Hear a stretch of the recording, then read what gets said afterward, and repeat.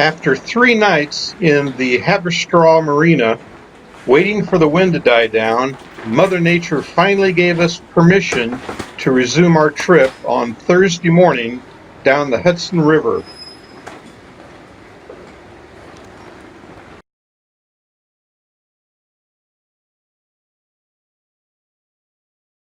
We almost anchored here for the night. Although strictly a fair weather anchorage with no restaurants or grocery stores in sight, it did look like a fairly peaceful site, with Fort Lee Historic Park running along the western shoreline. There was also a nice view of the George Washington Bridge and Upper Manhattan.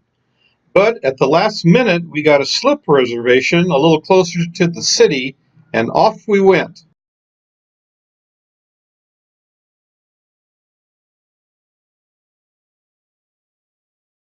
Our slip for the night was located here at Shipyard Marina on the Jersey side of the Hudson River. The marina had some major drawbacks. In addition to being very expensive, it was an extremely bumpy marina with ferry boat wakes constantly throwing my boat all over the place. There was so much turbulence that it actually broke one of my dock lines.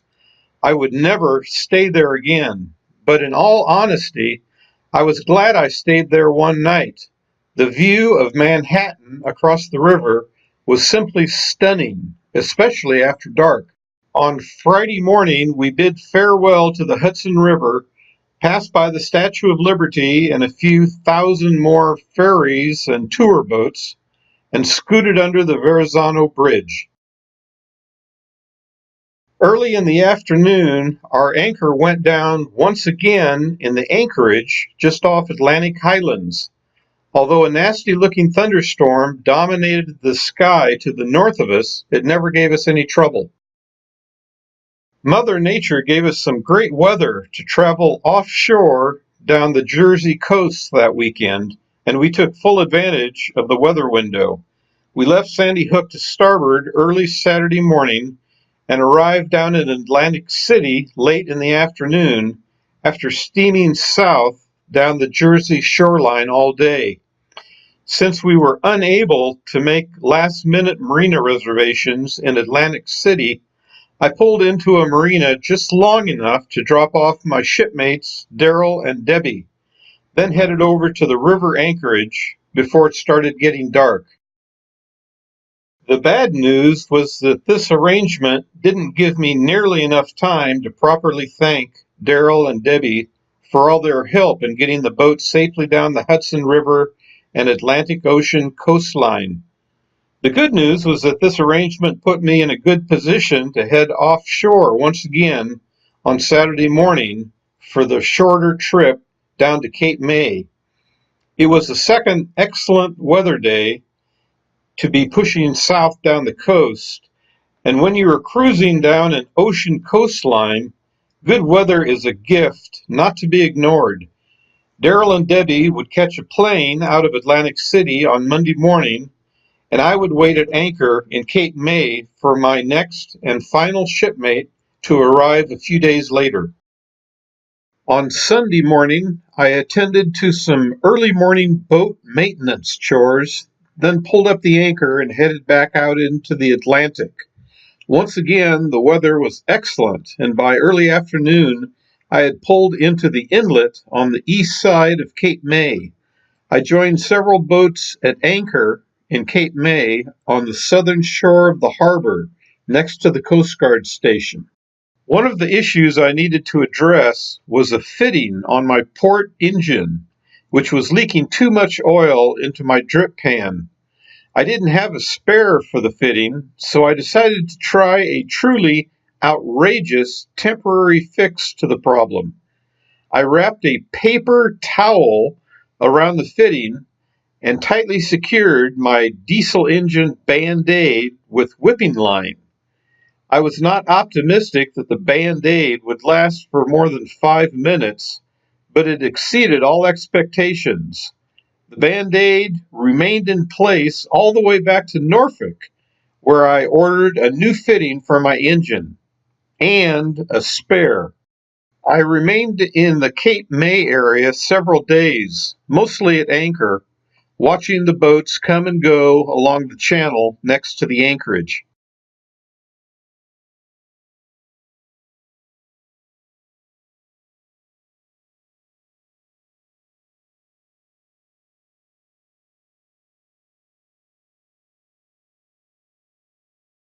I went over to Uch's Marina on Wednesday to pick up my new shipmate, Dave, who had driven to Cape May with his wife, Erna, from their home in Virginia. Erna spent the night on the boat at Uch's Marina. On Thursday, Erna headed back to West Virginia, while Dave and I headed back to the anchorage to await better conditions before heading up the Delaware Bay. On Friday morning, the forecast for Delaware Bay was still not all that great, but it sounded adequate for our passage as long as we got an early start. Unlike the Chesapeake Bay, Delaware Bay has few places to hide if the wind gets nasty. So many boaters just sprint between Cape May at the south end and the Chesapeake and Delaware Canal at the north end. I decided that Friday would be sprint day, although it is an odd word to describe a trawler chugging along at 7 or 8 knots. The day started with light winds and sunshine. Then the weather gradually deteriorated as per the forecast. My boat got a power wash from a very enthusiastic passing rain squall, but we were back to just light winds and clouds by the time we pulled into Delaware City Marina for the night. I have sort of a love-hate relationship with Delaware City Marina. The marina itself is well protected, the staff is always friendly and helpful, you can get a good meal in town, and the marina is ideally located for the sprint to Cape May. The hate part of the relationship is the shallow water out by the buoy here.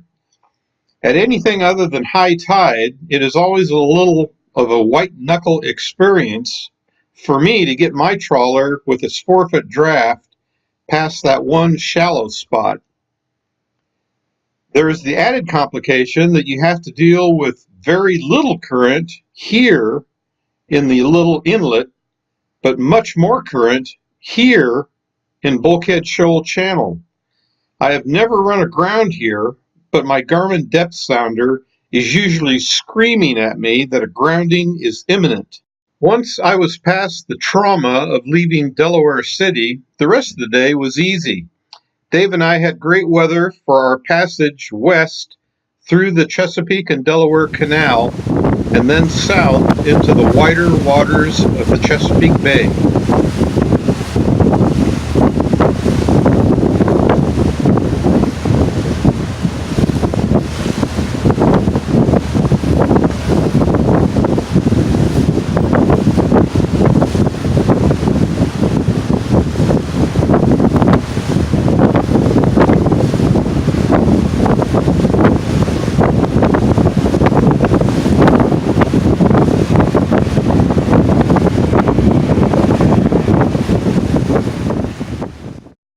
We ended up anchoring that afternoon in the Sassafras River. Although it was a quiet night when we anchored there, it looked like the Sassafras River had enough twists and turns that you could hide somewhere in that river from a storm coming out of pretty much any direction.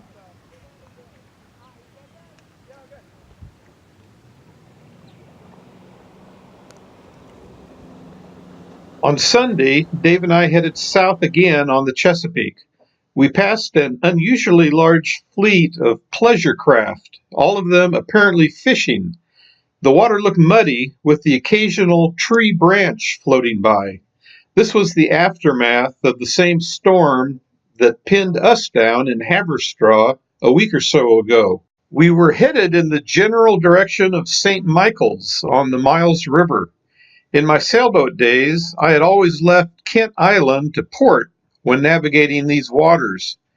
However, with the shallower draft of my trawler, I thought I would try something new.